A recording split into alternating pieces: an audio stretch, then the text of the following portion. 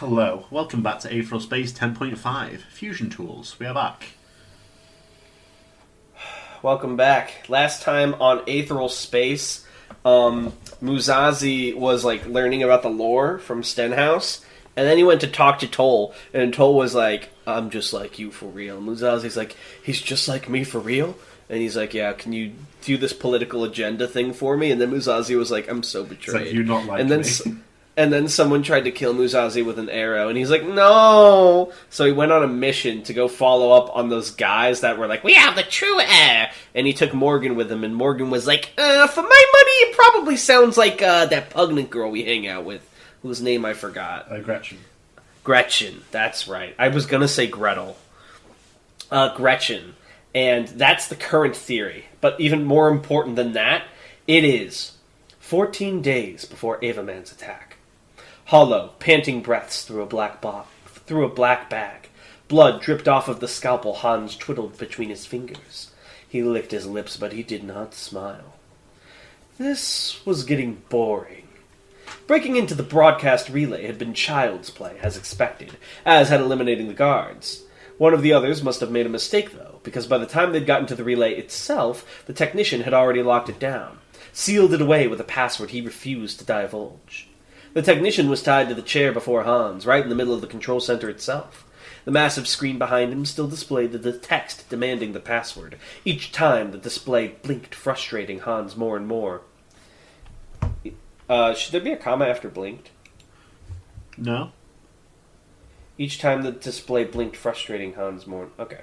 Anger spurring him to action, he moved forward and whipped the bag off his captive's head. One captive or multiple? One. Alright, so captives. There's multiple bodies at one head. Hans was like the guy who was the cult leader, right? Yeah, he was sort of like a hippie sort of voice. "Ready to talk, brother?" he asked softly. The technician had not had a good day, even with Hans tending to him. One of his ears had been all but sawed off, the gristle hanging by a strip of skin, and the eyes had been taken from their sockets, leaving an empty red stare. Bruises of every kind painted his face. His hands were tied behind his back, but there was really no meaning to it. All of his fingers had already been broken, as had his wrists. Hans understood it well. The only thing he could not take from this man was his tongue. When he did not get an immediate reply, he shook the man by the hair. "Wake up!" he snarled. "What's the password?" It was humiliating that this was even an obstacle. Why had his sponsor chosen to break out Victor, for Pete's sake, and not some kind of hacker? Had they not foreseen that this could be a problem? Did anyone around here think? The technician muttered something, and Hans' eyes widened. See, you mentioned sponsor, now I'm almost positive it's Pierre. The technician muttered something, and Hans' eyes widened. "What?" he said, leaning in, heart dancing. "What'd you say, man?" That unfortunate mouth moved again, and the voice that came out was a deathly rasp. "Dead," the technician hissed. "Dead?" Hans asked excitedly. "That's the password? That's the password, yeah?" The man glared without eyes. "All of you are dead," he insisted. "Ascendant General Toll will find you. Kill you. Kill your families. Tear you to bits. Fucking eat you." Hans' smile just as quickly turned to a frown. "Don't be an asshole, guy. Now I gotta fuck with you more." The most infuriating thing about this was that his ability wouldn't give him the password. He didn't know why. It could tell him the guy's name, how many siblings he had, where he grew up, his goddamn birthday, but not the password. There was no way it was impossible to deduce. So what was going on? He was just about to make some more adjustments to his scalpel when the communicator in his ear clicked into life. "What is it?" he asked, scalpel trembling between his fingers. "I told you guys I didn't want to be disturbed until we're done here." "Incoming," said Nin, almost casually. Shit! Special officers already? There was no way. He was absolutely certain that none of the guards had time to send out any kind of distress signal. Victor had been efficient as hell when it came to massacring them.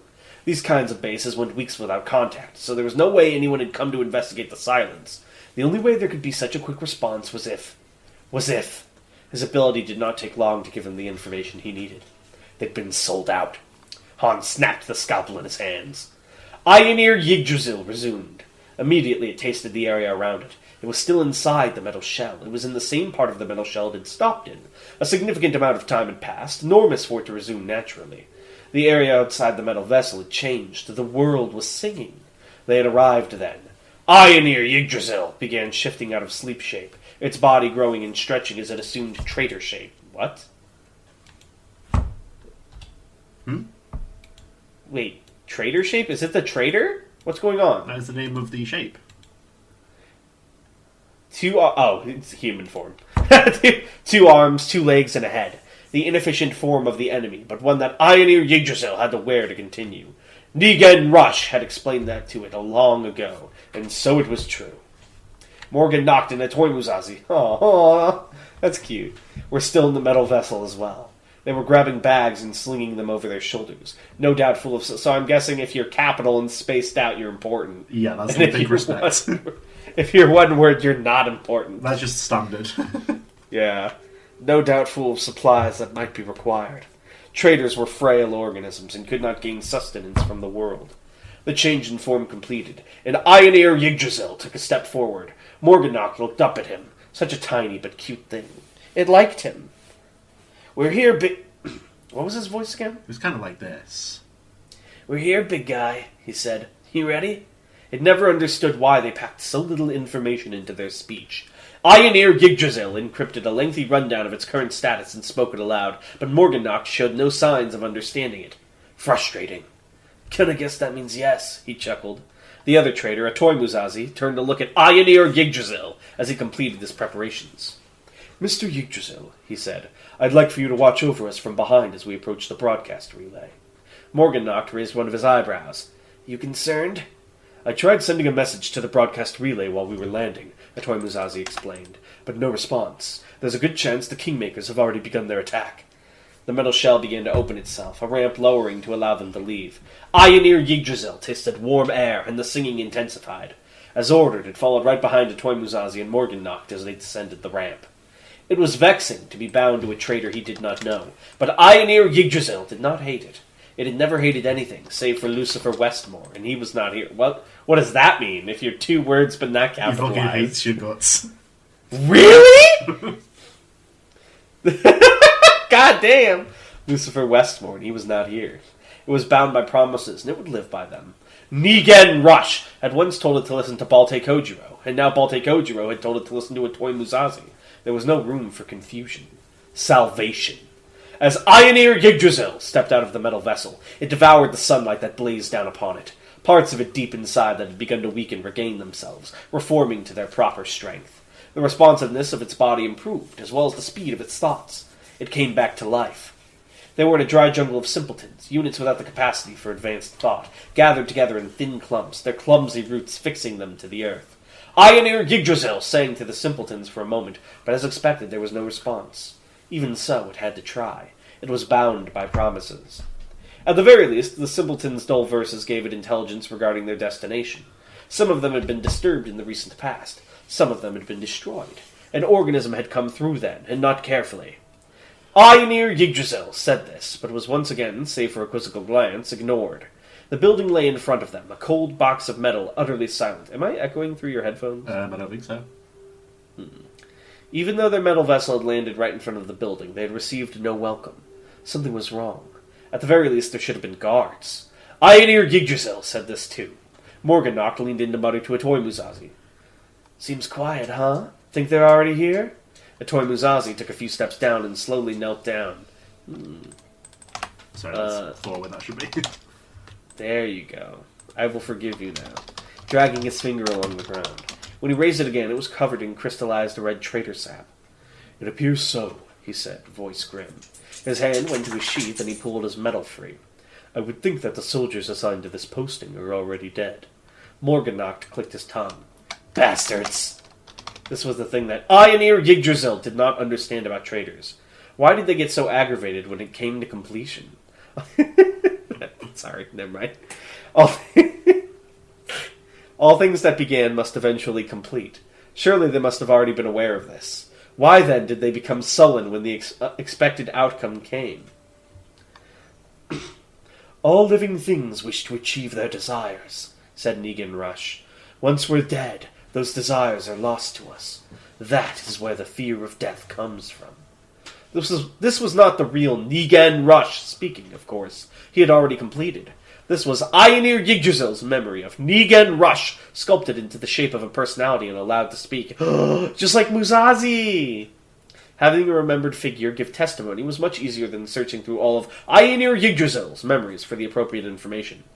But, Aenir Yggdrasil replied, once you are complete, failure cannot upset you. To fear a state of not experiencing fear is foolishness. Negan Rush chuckled ruefully. Ah, Aenir, he said, perhaps one day you'll understand. Aenir Yggdrasil deposited the recollection of Negan Rush into the back of its mind, but did not crush it to save storage space. It could not. Negan Rush was the one who had saved it, who had given it a purpose after the end of the Rising. It had promised itself it would not let him go, and it was bound by promises. Morgan knocked mirrored a toy Muzazi, drawing his medal as well. Aenir Yggdrasil supposed it must be terribly despair-inducing, having to use implements like that instead of your own body. It had used the medal on occasion at the insistence of Gretchen Hale, but there had been little benefit. Here, away from her insistence, it had no reason to pretend. One entrance, said a toy Muzazi, will move at full speed and kill any hostiles before they can use their abilities. Understood? As a toy Muzazi spoke, Aenir Yggdrasil's roots slithered across the floor and drank the traitor sap he had found. Soft green wisdom surreptitiously sparked across the wooden tendrils. The memories clinging to the biology drifted into its mind, quickly crushed to a minimal size and saved away. The owner of the sap may be dead, but his recollections would be preserved for posterity. This was Aenir Yggdrasil's reason for being, the promise that was him. They moved, a toy Muzazi at the head, charging for the sealed doors. Silver wisdom sparked across the toy Muzazi's hand, and as he grabbed a nearby simpleton, the being tearing itself out of the ground as thrusters blazed across its wooden surface. It blasted towards the doors with such speed that it got there first, smashing into them and shattering them with ease. A toy Muzazi and Morganach, without so much as breaking their stride, leapt right into the darkness. Aenir Yggdrasil went to follow a toy Muzazi. No! And then, very suddenly, it went flying backwards. A toy Muzazi went flying forwards, instantly launched into the darkness of the relay station. Even with the disorientation of the sudden force, he kept enough of his wherewithal to get a look at his surroundings. Metal shelves filled with spare ammunition, consoles to scan incoming ships unused, corpses still laying in chairs, brutalized. A guard station. Muzazi... Sorry, what's my up? dog is here. No worries. Muzazi took all this in as he flipped through the air, propelled by that mysterious force. The first attack was just to catch him off guard. The second, clang, would be to kill. Muzazi deflected the punch aimed at his skull with a slash of luminescence, sparks flying as blade struck fist. Finally landing, he planted his feet against the wall and launched himself with a kick, zooming right towards the enemy that had presented itself. Luminescence was ready to kill. It was Victor Yoon who had attacked, the bank robber who had become 1/3 of the Kingmakers. Which one was Victor again? Victor is the sort of angry thug guy.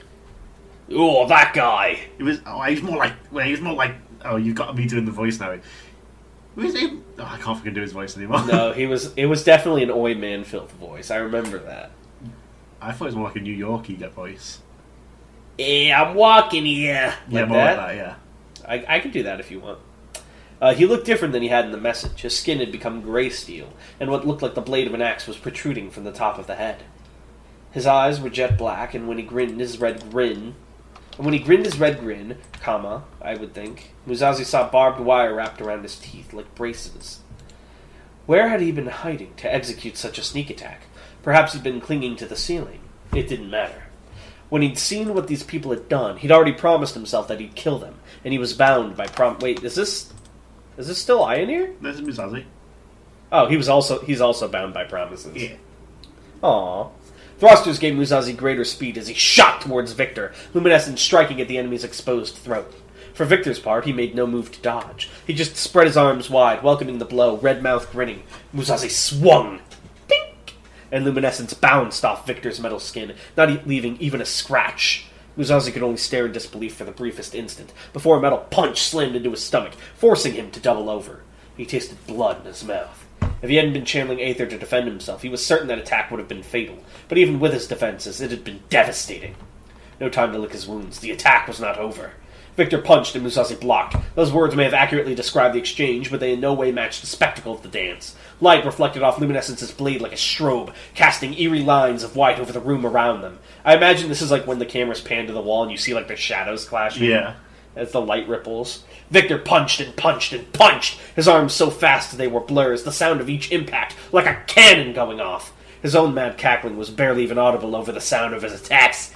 Yeah, yeah, yeah, yeah! Victor screamed, slowly driving Muzazi back, crimson spittle flying from his mouth. You like that? You like that, you little fucking asshole? Fuck you, yeah! Come on, come on, come on! His punches accelerated even more. It was a wonder Muzazi was even keeping up, blocking each blow individually. All of Muzazi's silver aether was going into the glowing weapon he held, preventing it from shattering under the sustained assault. Not again. He wouldn't lose Luminescence again. He couldn't. Fuck you! Victor went on, pushing Muzazi into the corner. Boom, boom, boom, boom, boom, boom, boom. His hand said, fuck you, yeah, bitch! Not so fucking special! Can't even fucking beat me! I'm gonna smash your fucking skull in! Fuck off! Die, die, die, die, die, die, die, die, die! Just fucking die already! His vulgar words came out as fast and heavy as his punches, and as the final expletive left his mouth, he slammed his fist towards Muzazi's skull. It was faster than ever before. It was stronger than even Muzazi's aether could take. Luminescence would be dust against a punch like that. His own body would be mist. He could not dodge it or block it. All he could do was realize that it was coming. Breath caught in Muzazi's throat. He was going to die. In that moment, he fully understood that, and watched his death approach with all the slow focus of adrenaline. Marie, help me. Marie did not help him, but someone else did. In the moment before Muzazi's skull would have been decimated, someone stepped out of Victor Yoon's shadow. Moving at lightning speed, their hand flicked out and rammed a thin object, a needle, right up Yoon's nostril. It went in deep. Immediately, Yoon screamed, his punch going wild as he turned and swiped his hand at the unseen threat. But his attacker had already moved. They were crouched atop the security desk, a sly smile on their lips as they looked at their good work. You're new to this, huh? Morgan Noct purred. It's good practice to always watch your back, friend. In all the chaos of the encounter, Muzazi had completely forgotten Noct was here. And perhaps more unbelievably, he hadn't even noticed the other blade entering the room and positioning himself behind Yoon. This young man's ability to conceal his presence was truly terrifying. Would Muzazi have realized if that attack was aimed for him? Ah! Yoon roared, tearing the needle free from his nose, tossing it onto the floor. Uh-oh, this one's not getting monetized, boys. Blood oozed copiously from the damaged nostril. Cut! Cut! Cut! Cut! He was a raging bull, animalistic, lashing out with words as he felt pain for the first time in this encounter. Morgan's smirk twisted into a grin. It was those nifty braces of yours that gave me the idea, Mr. Yoon. Your gums are bleeding, right? Which means the inside of your body is still just as vulnerable as ever. His eyes flicked over to Muzazi behind Yoon. You get it, right? Muzazi nodded, just fractionally, regaining his composure after his near-death experience. He drew Luminescence back. He needed to strike Yoon's insides, rather than his unbreakable skin. That was easily done. With bludgeoning attacks, right? To cause, internal damage? Well, yeah. As Morgan rose up on the desk, he pointed his saber towards the seething Victor Yoon. This is Morgan talking? Yeah. I'm going to be aiming for your eyes, he said, smugness dripping from every syllable. I'd bet my colleague's going to aim for your mouth. He flicked his free hand again, and more throwing needles appeared, clutched between his fingers. Oh, I know what you're talking about, the hand stretch, just whoosh, and they whip out from, behind the palm. Exactly. Think you can dodge us both?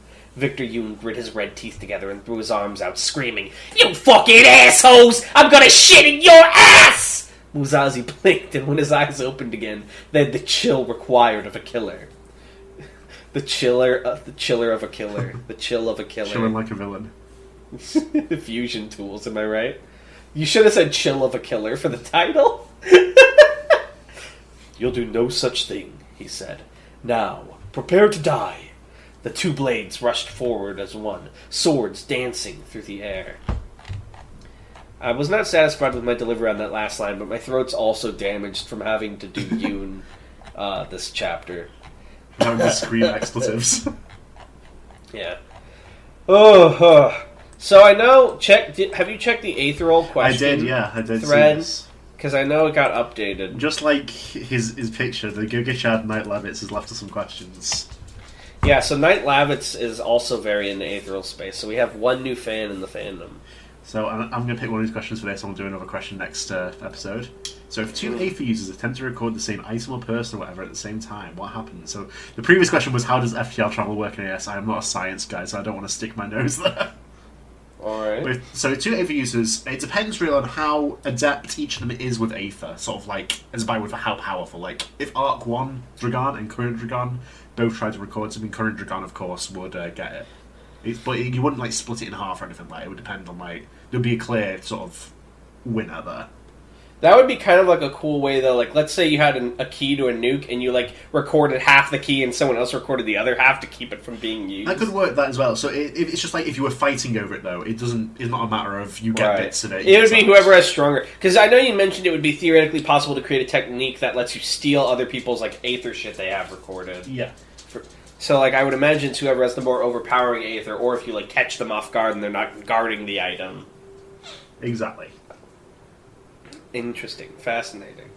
Fascinating, Captain. Alright.